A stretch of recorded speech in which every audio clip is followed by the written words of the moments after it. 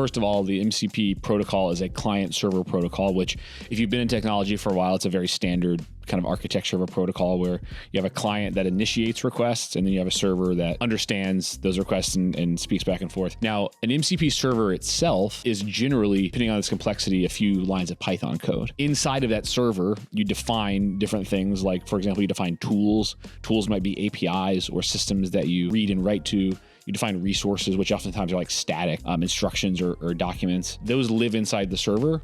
And so think of that server as a database that just understands all of the systems on the back end that it's automating. And in the example of AWS, that server would hold all these different API calls for all of our different storage services, for example.